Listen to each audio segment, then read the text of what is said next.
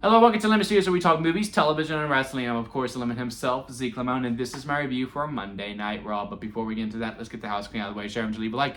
Comment below, let me know your thoughts on Monday Night Raw, and of course, hit that subscribe button as it helps me grow into my YouTube career. I would greatly appreciate it. Now, all that out of the way, let's get into it, shall we? So, the final episode of Raw before Saturday night's main event, John Cena's final match. So, therefore, this Friday, no SmackDown review just because the viewership never really seems to line up pretty well when we do a SmackDown before a premium live event. So we would take SmackDown off this week.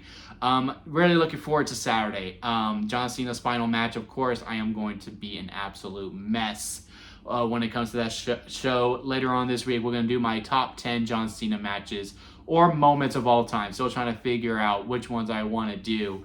But yeah, we're going to talk about John Cena's career during that. This episode of Raw, to me, to get back to business, right, I thought was relatively pretty good. If you were actually to come to me and go, hey, should I watch all of this episode of Raw?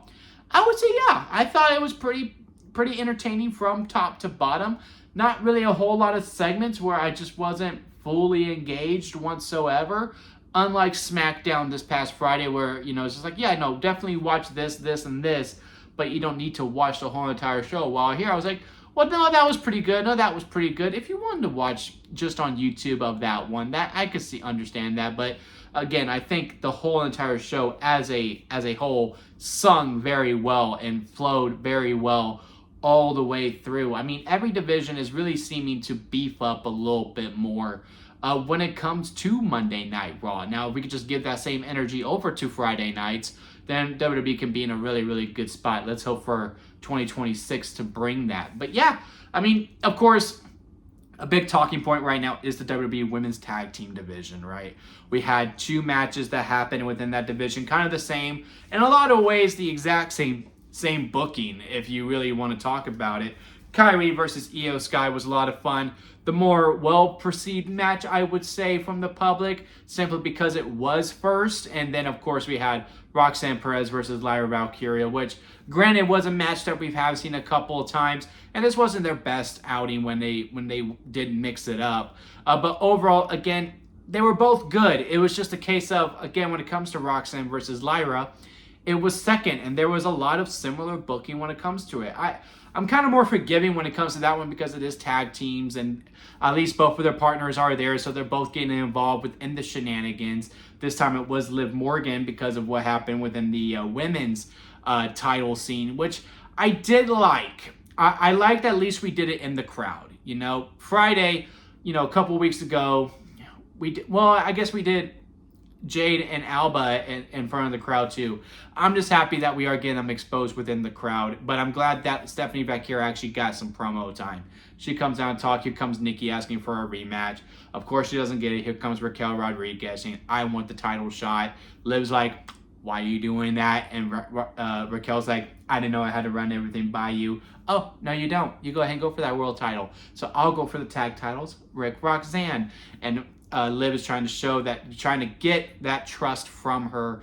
I did like that story beat quite a lot. But again, when it comes to Kyrie versus Io, it was the exact same booking. Asuka would get involved, and here comes Rhea Ripley. Over here, Liv Morgan would get involved, and here comes Bayley. And then, of course, it kind of ends the exact same way. It's just they picked a different winner, right? Faces won the first match, so heels won the second match because that was enough for differences. But again, the quality of the matches overall as separate units, to me, were relatively very entertaining.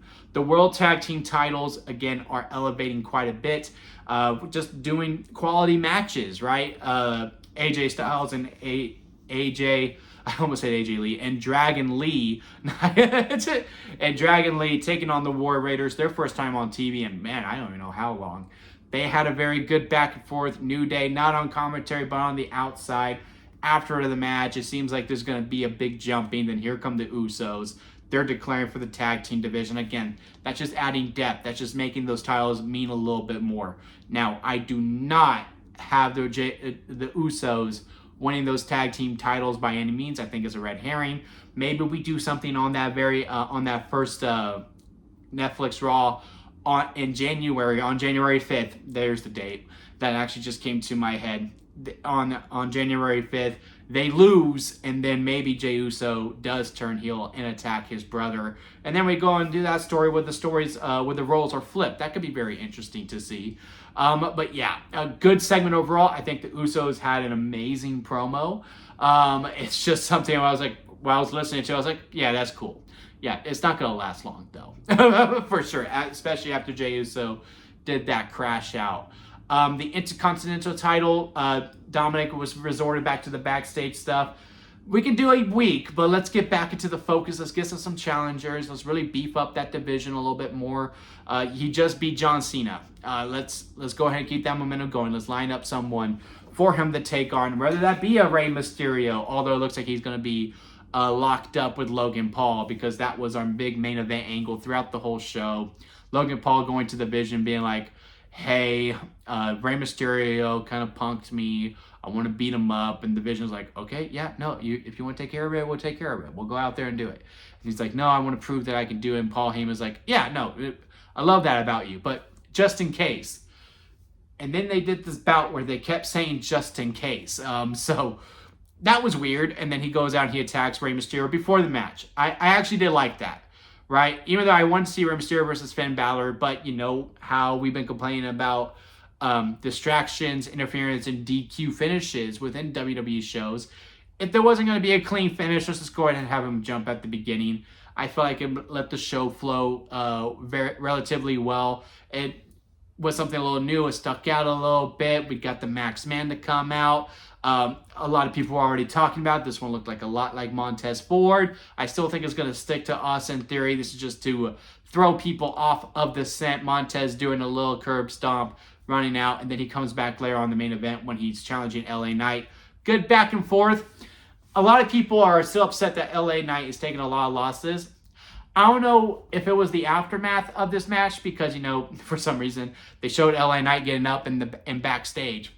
And Bronson Reed and Logan Paul like, well, we can't have that. While Braun Breaker is finishing his promo, doing the 1-2-3 spear, or spear 1-2-3. Actually, really like this promo quite a bit.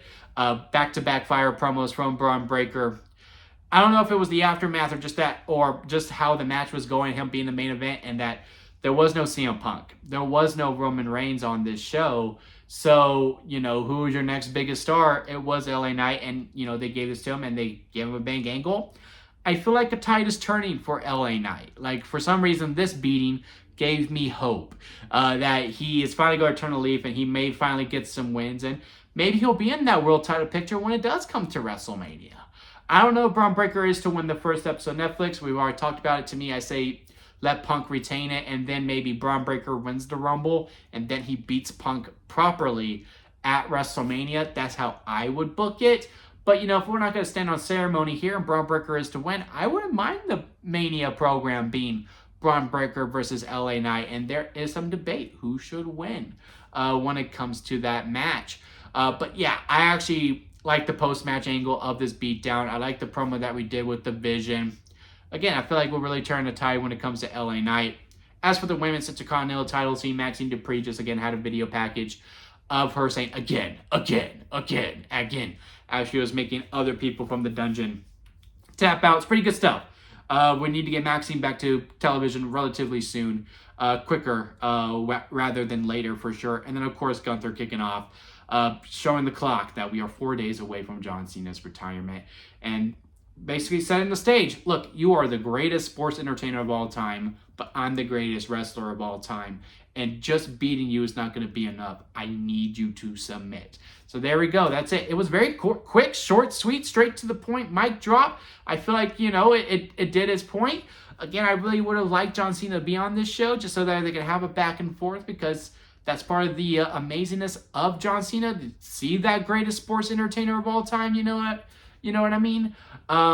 So that's my only criticism when it comes to that opening promo. But overall, great stuff to kick off. Again, everything was pretty good. I really have no criticism when it comes to it, besides the tag team division stuff, that the matches were booked very, very similarly in a lot of ways, where I do feel like the only difference was well, the faces won one match and the heels won the other.